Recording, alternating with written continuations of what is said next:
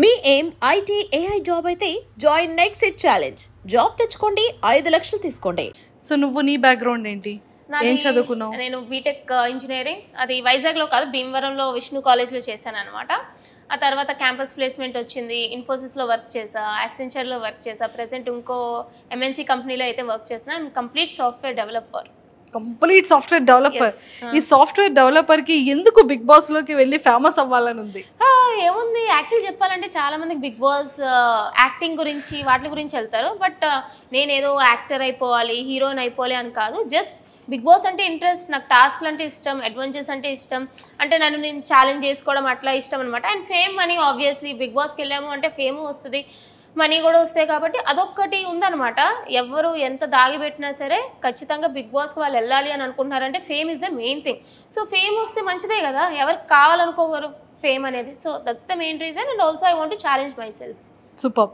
So మొత్తానికి శ్రీజ అగ్ని పరీక్షలకు వెళ్ళేటప్పుడు ఆ అటెన్షన్ ఎందుకు గ్రాప్ చేయాలనుకుంది? నాకు చిన్నప్పటి నుంచి కూడా నేను ఎక్కడుంటే మిగతా వాళ్ళ అటెన్షన్ నా మీదే ఉండాలి అనే మైండ్ సెట్ అనమాట. అంటే లైక్ అటెన్షన్ అంటే నాకు జనరల్గా కూడా అటెన్షన్ ఇష్టం. సో అటెన్షన్ సీకర్ అనుకున్నా సరే I don't think it's a wrong thing. ఎందుకంటే ఇప్పుడు హీరో ఉన్నారు, హీరోయిన్లు ఉన్నారు, వాళ్ళు అక్కడ ఫిలిం చేస్తున్నారు అంటే వాళ్ళ మీద అటెన్షన్ కావాలనుకునే కదా. సో నాకు కూడా అటెన్షన్ ఇష్టం చిన్నప్పటి నుంచి. అండ్ మోర్ ఓవర్ నాకు ప్లస్ ఏంటంటే నా వాయిస్ వల్ల ఆబ్వియస్గా నాకు అటెన్షన్ వస్తుంది. అది మంచిగా అయినా చెడ్డగా అయినా సరే అటెన్షన్ అనేది ఈజీగా గ్రాప్ చేసే మైండ్ సెట్ నాకు చిన్నప్పటి నుంచి ఉంది. ఒరే అంత ఓకే కానీ పాపంరా శ్రీముఖి గారిని. అక్క నువ్వు ఏ 3rd or 4th సీజన్కి వెళ్ళినట్టున్నావు కదా, అప్పుడే అంటే లైక్ జనరల్గా అది అఫెండ్ చేసేలాగా నేను చెప్పాలనుకోలే. నేను జనరల్గా ఏమనంటే తిరిగి ఇచ్చే ఇది ఉంటుంది, అక్కడ ఏం జరిగినా ఒక క్యూట్ పంచులనే ఇచ్చావు, అది చాలా సరదాగా అనిపించింది. బట్ అంత స్పాంటినిటీగా ఎలా చెప్పగలిగావని? మాటలు పుచ్చకాయ కదా, చిన్నప్పటి నుంచి మాటలు అలవాటు టైప్. ఎవరైనా అంటే నేను నోరు మూసుకునే కూర్చునే బ్యాచ్ కాదనమాట, వెంటనే తిరిగి ఇచ్చేస్తా అది ఎవరైనా సరే. సో అట్లా అనేటప్పటికి అక్క అంటే అక్క కూడా అరుస్తుంటది కదా, అక్క నువ్వు కూడా వెళ్ళావు కదా అక్క, అప్పుడే మూసేవారు, సో ఇప్పుడు కూడా ముయ్యరు అని చెప్పి ఇట్స్ లైక్ మంచిగానే చెప్పా. Nothing like. శ్రీముఖి గారు ఎలా రియాక్ట్ అయ్యారు? షీ ఈజ్ ఆల్సో అయ్యో అన్నట్టు అనుకున్నారు అంతే తప్ప తను కూడా ఏమో చాలా క్యూట్ ఎక్స్ప్రెషన్ ఇచ్చారు తను కూడా. బేసిక్ గా పాపం నేను హ్యాండిల్ చేయలేక ఇన్నోసెంట్ అయినటువంటి అమాయకుడు అయినటువంటి అభిజిత్ గారికి అప్పు చెప్పారమ్మా నిన్ను, నేను హ్యాండిల్ చేయలేకపోతున్నాను, Abhijit you can handle please అన్నారు పాప ఆవిడ. రెడ్ ఒక్కసారి రెడ్లు ఇచ్చారు, అసలు రెడ్ అని ఇచ్చాడు అనమాట అభిజిత్ గారు. అంటే యాక్చువల్లీ తెలిసిందే కదా మనం, అభిజిత్ గారు చాలా కామ్, ఆ మైండ్ సెట్ అనమాట. నేనేంటంటే హడావడి రచ్చరచ్చ చేసేటప్పటికి సో అభిజిత్ గారు ఏందబ్బా ఈ పిల్ల మనకు సెట్ అయ్యలేదు అంటే ఎవరి మైండ్ సెట్ చాలు కదా. సో అభిజిత్ గారికి ఫస్ట్ మంచి ఇంప్రెషన్ రాలేదు, సో హీ గేవ్ రెడ్. నేను కూడా అట్లాగా ఏంటండి భయపడుతున్నారా అన్నట్టు అన్నాను, కానీ he is also very sweet actual Abhijeet గారు. సూపర్. మీకు 2 ఎపిసోడ్స్లోనే తెలుస్తుంది అభిజిత్ గారే తిరిగి యువర్ స్ట్రాంగ్ కంటెస్టెంట్ అంటారు. True true. అండ్ మంచి మంచి టాస్క్లు చేసావు. హ్యాండ్ మీద రియల్ గా tattoo? Yeah, it's original tattoo, మీకు పోదండి, it's real tattoo. I love Bigg Boss. I love Bigg Boss. Yes true true. అసలు 1 సెకండ్ కూడా ఏం ఆలోచించలేదు కదా? లేదు, లైక్ ఐ నో లైక్ అంతవరకు వెళ్ళినప్పుడు it's not easy to go there. ఎవరైతే కంటెస్టెంట్స్ అందరూ కూడా వెళ్ళారో చాలా లెవెల్స్ దాటుకొని వెళ్ళాం. It's like 4-5 levels. చాలా మందిలో మమ్మల్ని సెలెక్ట్ చేశారు. అక్కడికి వెళ్ళాక జస్ట్ ఒక టాటూ గురించి బ్యాక్ స్టెప్ అంటే అక్కడ ఏ టాస్క్ ఇచ్చినా సరే I was ready to do. So give up ఇవ్వాలి అని అనుకోలేదు అనమాట. సో నాకు 4-8 అన్నా కూడా సో ఓకే ఐ ట్రై, నేను ఒప్పుకుంటాను అన్నట్టే నేను ముందుకు అడిగేసాను. So yeah, I was like నాకు డేరింగ్ ఎక్కువ. సో ఐ వాజ్ ఓకే చెయ్యండి, అక్కడ కూర్చోబెడతారు అంటే ఐ డూ ఇట్ అన్నాను అంతే. కాలేజ్లో ఓల్డ్ ఫ్రెండ్స్ కానివ్వచ్చు, మీ ఆఫీస్లో నీ కోలీగ్స్ కానీ ఎలా సర్ప్రైజ్ ఫీల్ అయ్యారు? అండ్ ఫ్యామిలీ మెంబర్స్ కూడా? యాక్చువల్లీ నేను గ్రూప్ డిస్కషన్ వెళ్ళేటప్పుడు నా ఫ్యామిలీకి చెప్పి వెళ్ళలేదు. నో, దొంగలు ఉన్నారమ్మా ఈ అగ్ని పరీక్షకి వెళ్ళిన కంటెస్టెంట్ అందరూ దొంగలు. యాక్చువల్లీ నేను చాలా మంది అనుకుంటారు కానీ I was manifesting it. Last time Bigg Boss అన్నప్పుడే చూడండి నేను ఖచ్చితంగా నెక్స్ట్ ఇయర్ బిగ్ బాస్కి వెళ్తా, విన్నర్ అయితే చూడండి అంటే వాళ్ళు నా ఫ్రెండ్స్ అంటే లైక్ బిగ్ బాస్ చూస్తూ ఉంటాను కాబట్టి నా ఫ్యామిలీ అంతా ఇదేదో చెప్తుందిలే సోది అన్నట్టు అనుకున్నారు. అంతే తప్ప నేను నిజంగా వెళ్తానో అని ఎక్స్పెక్ట్ చేయలేదు. ఎప్పుడైతే సడన్గా కామనర్స్ అన్నారో అప్పుడు కూడా నేను చెప్పలేదు ఇలా పెడుతున్నాను అని చెప్పలే. ఫస్ట్ లెవెల్ అయిపోయింది, సెకండ్ లెవెల్ అయిపోయింది, ఇంక 3rd లెవెల్ జీడీకి హైదరాబాద్ రమ్మన్నారు. నేనేం చెప్పానంటే నాకు ఆఫీస్ మీటింగ్ ఉంది, నేను జీడీకి హైదరాబాద్ వెళ్తున్నాను, అదే జీడీకి అని చెప్పలే ఆఫీస్ మీటింగ్కి వెళ్తున్నాను అని చెప్పి వెళ్ళిపోయినా. దొంగ పిల్ల. నా కజిన్స్ మాత్రం అనుకున్నారు అదేంటి దీని ఆఫీస్ బెంగళూరులో ఉంటే హైదరాబాద్ ఎందుకు వెళ్తుంది అని చెప్పి వాళ్ళకి ఒక డౌట్ వచ్చింది అనమాట.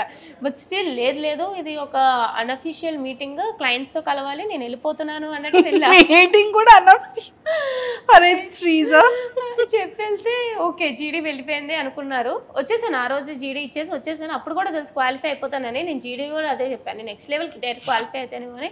సో వచ్చినాక ఎప్పుడైతే you are selected for like next level, మీరు 10 days హైదరాబాద్లో ఉండాలి అంటే అప్పుడు చెప్పా ఇంట్లో.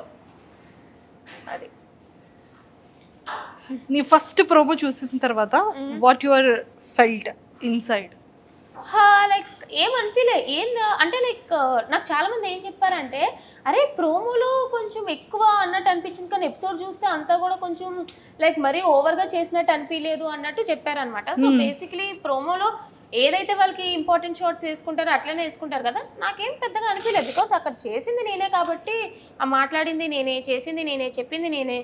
సో వేసుకోండి మంచిగానే వెళ్ళింది అని అనుకున్నా. నాకు ట్రోలింగ్ అనేది అలవాటే. స్టార్టింగ్లో అందరూ మీమర్స్ అందరూ కూడా ఎక్కడి నుండి తీసుకొచ్చారు? ఈ మైక్ మింగేసిందా, సౌండ్ డబ్బానా, ఏదో చాలా మీమ్స్ వచ్చాయి. డబ్బా రేకులు రాని, డబ్బా రేకులు మింగేసావా, మైక్ మింగేసావా, ఏంద్రా బాబు ఆ గొంతు, అది నేను చిన్నప్పటి నుంచి వింటూనే వస్తున్నా. సో నేను అందుకే స్టేజ్ మీద కూడా వాళ్ళు చెప్పకముందే నేనే చెప్పాను, నాకు చిన్నప్పటి నుంచి కూడా డబ్బా అంటారు, డబ్బా రేకులు రాని అంటారు. సో ఎందుకు అఫెండ్ అవ్వాలి? ఇప్పుడు ఒకళ్ళ మొహం అట్లా పుడుతుంది, పుట్టినప్పుడు నా వాయిస్ ఇట్లా పుట్టాను, నేను మార్చుకోలేను కదా.